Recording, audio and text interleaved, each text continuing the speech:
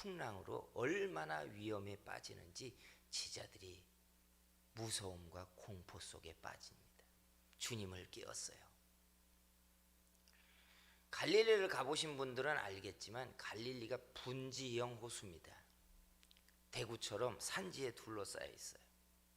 그래서 여기에 무슨 풍랑이 일어나 라고 하지만 워낙 커다란 면적이기 때문에 풍랑이 자연적으로 일어날 수 있어요. 그런데 26절에 보면 예수님께서 이 바람과 바다를 향하여 꾸짖어서 잔잔하게 하십니다. 꾸짖어요. 예수님이 꾸짖는 행위는 두 종류밖에 없어요. 아시죠? 제자들이 믿음이 적었다고 꾸짖음 받았어요. 그죠? 또 하나는 누구에게 꾸짖는 줄 아세요? 귀머거리 되고 구부러진 귀신들,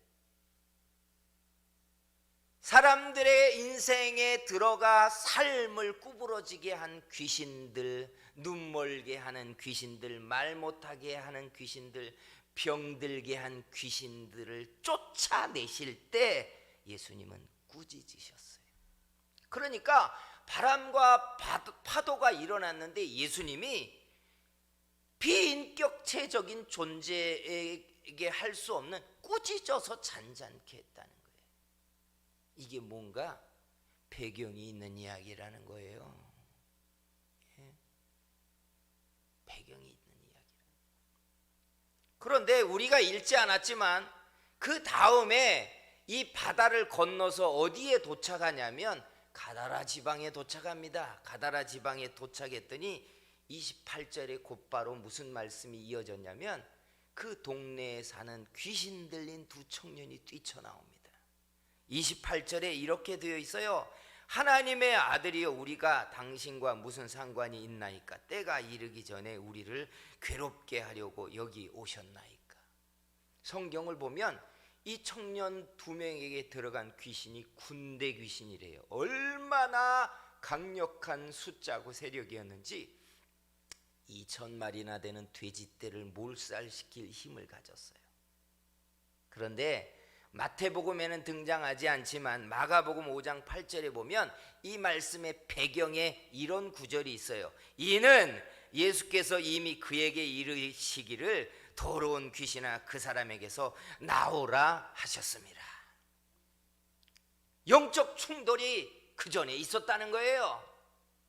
예수님이 나오라고 했더니 그 가다라 지방에 도착하자마자 귀신 들린 두 청년이 뛰쳐나와서 우리 때가 아닌데 왜 우리를 괴롭게 합니까? 차라리 저 돼지떼에게 우리가 들어갈 수 있게 해주세요 했다는 이야기예요.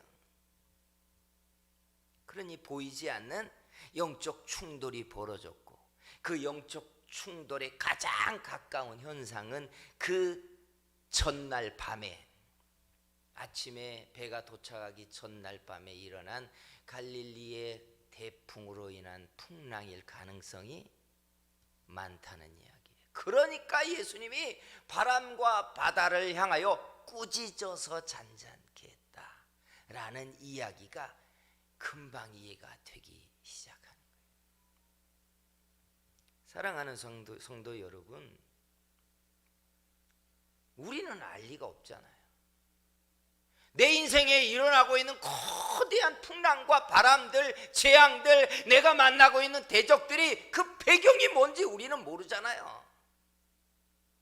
이게 하나님이 일으킨 일인지, 이게 마귀가 나를 해방하고 대적하기 위하여 일으키는 일인지, 아니면 우리가 잘못해가지고 벌어지고 있는 그냥 일반적인 실수의 결과들인지 우리는 잘 모른다는 이야기예요. 그러나 우리가 생각할 때 불분명한 원인에 의해서 일어나는 세상의 재앙과 우리가 감당할 수 없는 거대한 세상의 풍랑과 시련들은 반드시 그 배경이 있다는 거예요. 그래서 옛부터 이스라엘 사람들이 전쟁은 여호와께 속한 것이니 라고 말했어요. 하나님의 의도가 아니면 일어나지 않더라는 거예요.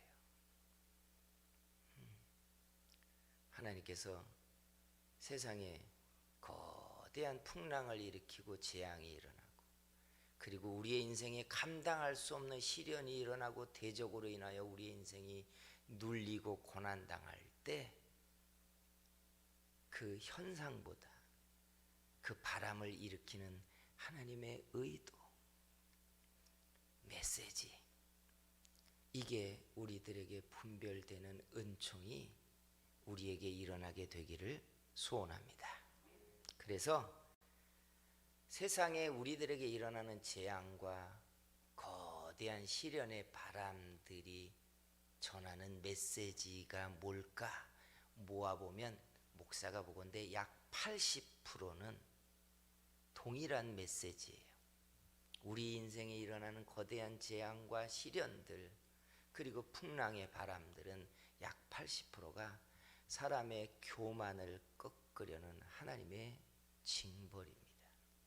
마치 불순종하는 요나를 꺾어서 그 배에서 하선시키려고 대풍을 일으켜 그 배에 타고 있는 무고한 요나와 아무 상관없는 사람들의 생명까지 위협의 도구로 만들어 버렸던 것처럼, 그 배 안에 다른 사람들이 없다면 그 요나같이 아집이 강하고 고집센 사람이 끝까지 요나가 내렸겠냐고요. 자기 때문에 이 사람들이 죽을 것 같으니까 내린 거예요. 요나는 대부분요, 목사가 보건대 사람들의 교만과 죄를 징벌하고 꺾으시려고 하나님은 재앙을 일으키고 대적을 만나게 하고 감당할 수 없는 힘에 의하여 사람들이 눌리게 만들어요. 그러면 사람들이 어떻게 반응할까를 제가 보면 대부분 아주 똑같은 행동 양식을 사람들은 취합니다. 뭘 것 같아요? 그 시련과 역경을 이겨내려고 애를 쓰는 거예요. 이 고난을 극복하자고 애를 쓰고 사람들이 노력하는 거예요. 그런데 하나님이 사람의 교만을 꺾고 죄를 징벌하려고 일으킨 하나님의 바람은 사람이 노력하고 힘쓰고 애쓴다고 피해지지 않습니다. 똑같은 패턴이 있어요. 이 위기를 극복하면 다른 수렁에 빠지게 되고, 다른 수렁에서 어떻게든 인생을 끌어올리면 다른 대적이 딱 등장합니다. 이게 사사기의 이야기예요. 자기 백성들이 우상을 숭배하고 말씀에서 떠나니까 얘들을 깨트리려고 가나안을 일으키고 그냥 먼 집에서 메소포타미아 왕을 일으켰다가 모압을 일으켰다가 블레셋을 일으켰다가 별별 도구를 다 동원해요. 얘를 꺾어서 이겨서 좀 사나 했더니 이쪽 동네가 일어나고, 이걸 피했더니 저쪽 동네에서 원정 와서 우리를 짓밟고, 질병을 넘어갔더니 산업이 파산하고, 산업을 일으켜놨더니 가정이 깨지고, 이런 일들이 일어날 때 여러분 우리는 생각해야 돼요. 사람의 교만과 죄를 깨트리려고 하나님이 바람을 일으키는 이 바람을 멈추는 방법은 단 한 가지예요. 하나님의 의도대로 깨지는 거예요. 하나님의 의도대로 죄를 내려놓고 엎어지는 겁니다. 주님, 내가 잘난 척하고 교만했습니다. 내가 얼마나 하나님이 주신 은총으로 세워준 그것 때문에 내가 내 낯을 들고 거만한 말을 하고 내가 만만하게 행동하고 하나님 앞에 머리를 조아리지 않았습니다. 주님, 회개합니다 하고 엎어질 때에서야 재앙의 바람은 끝나기 시작한다는 거예요. 요나가 자기의 고집을 꺾고 그 배에서 뛰어내리는 순간에 바람이 뚝 멈춰버린 것처럼 재앙이, 풍랑이, 세상의 시련이, 이 환란이 하나님의 의도가 성취되는 순간 사라지기 시작한다는 거예요. 우리 그랬잖아요. 세상에 거대한 전염병의 바람이 불어닥칠 때 우리가 다 손들고 생명이 죽게 있는데 하나님이 지키지 않으면 마스크 2개, 3개씩 끼고 다니고 사람 안 보고 다닌다고 해서 어떻게 우리가 살겠냐고. 사울이 그랬잖아요. 무당이 이 전쟁에서 당신이 죽는다고 하니까 어떻게든 살아보려고 왕복을 벗고 병사의 옷으로 갈아입은 데다가 그 속에는 갑옷까지 입고 전쟁터에 나갔는데 전쟁 끝물에 아무나 맞아라 라고 적병사가 쏜 화살이 휘리리리리 날라오더니 갑옷과 갑옷 사이 솔기의 빈자리에 갔다가 화살이 꽂혀버립니다. 해가 떨어지기 직전에 조금만 지나면 전쟁은 끝날 텐데 그 직전에 사울이 치명상을 당하고 피를 흘리며 죽어갑니다. 하나님이 지키지 않으면 아무도 살지 못해요. 세상의 거만과 교만함을 깨트리려고 하나님이 바람을 일으키면 손을 두는 수밖에 없어요. 주님, 우리가 잘못했습니다. 하나님이 주신 복으로 인생이 당당해지니까 뻔뻔하게 우리가 하나님 앞에 섰습니다. 용서해 주세요.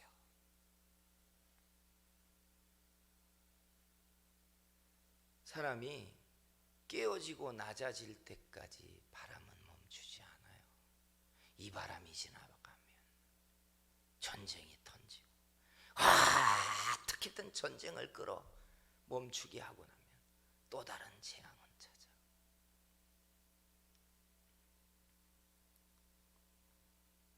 하나님의 피조물들이 자기 하나님을 경외하지 않잖아요. 예수님의 피로 값주고 사셔 자기 백성이 되라고 자기를 경외하라고 불러 세운 자기 백성들이 하나님을 경외하지 않고 삽니다. 그러니 우리가 회개하지 않으면, 사람들이 겸손하게 엎드리지 않으면 재앙의 바람은 멈추지 않아요.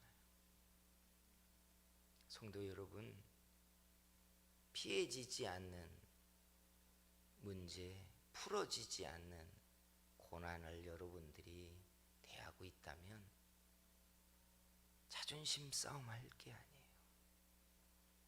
쪽팔리니까 이 동네에서 저 동네로 도망갈 일이 아니에요. 실은 하나님 앞에 엎드릴 문제입니다. 주께서 우리들에게 주의 말씀이 들려지게 하는 그런 은혜가 일어나게 되기를 주의 이름으로 축복합니다. 두 번째, 마귀가 하나님의 사람을 대적하기 위하여 일으키는 바람이 있어요. 오늘 우리가 읽은 이 본문이 그거죠. 군대 귀신 들린 2,000마리나 되는 돼지떼를 몰살시킬 수 있는 강력한 힘을 가진 귀신의 집단이 풍랑을 일으켰고, 제자들은 그 효과로 인하여 두려움에 믿음이 뚝 떨어졌었어요. 근데 마귀가 일으키는 이 풍랑의 특징은 풍랑이 일어나는 공통의 시점이 있다는 거예요. 그게 언제냐? 내가 은혜를 받기 시작하면 시험거리가 일어나게 해요.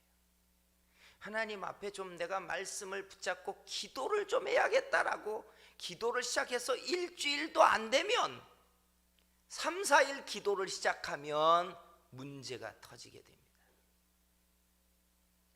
동일해요. 경건하게 살려고 작정을 하면 갑자기 바람이 일어나요. 놀러갈 일이 터지기 시작하고, 가족의 갈등과 분쟁이 일어나기 시작하고, 결과적으로 보면 내가 타협할 수밖에 없게 만들어져요. 기도하던 거 멈출 수밖에 없게 되고, 열심을 내던 일들 주저앉아야 그 일이 잔잔해져요. 잔잔해져요. 마귀는 하나님의 사람들이 하나님의 사람으로 크지 못하게 시험하고 가로막을 수 있는 힘이 있는 존재들이에요. 이때는 어떻게 해야 돼요? 제자들이 예수님을 깨워서 주여께서 우리를 도와주세요, 우리가 죽겠나이다 라고 말한 것처럼 부르짖는 거예요. 주여 살려주세요, 도와주세요, 주여 우리를 구원하소서, 주여 우리에게 역사해 주세요. 더 열심을 내야 되는 거지. 이때는 내 힘으로 안 될 것 같으면 목사님 기도해 줘야 될 게 있습니다. 권사님들 우리를 위해 기도해 주세요. 하나님 앞에 기도 좀 하는 사람들에게 기도 SOS를 쳐가지고 영적 싸움은 대적해야 물러가는 줄 믿습니다. 타협이 아니에요. 무당들은 귀신을 달래서 위로해서 해결한다고 하지만 예수님은 귀신을 위로하라 한 적이 없어요. 귀신은 대적해서 쫓는 거예요. 대적해서 깨어서 내 인생을 가로막고 은혜를 막고 있고 내 기도줄을 꺾어버리며 믿음의 결단을 풀어지게 하고 타협하게 만들고 있는 사단의 이 모든 바람을 향하여 떠나가라고 잠잠하라고 물러갈지어다라고 예수님의 이름으로 선포하고 명령하며 대적해서 꺾는 거예요. 사랑하는 성도 여러분, 여러분의 인생에 일어나는 바람들이 여러분에게 전하고 있는 메시지들을 듣고 하나님의 뜻대로 가장 좋은 믿음의 행사들을 시작하는 그런 우리 교회와 여러분들이 되기를 주의 이름으로 축복합니다. 기도하겠습니다.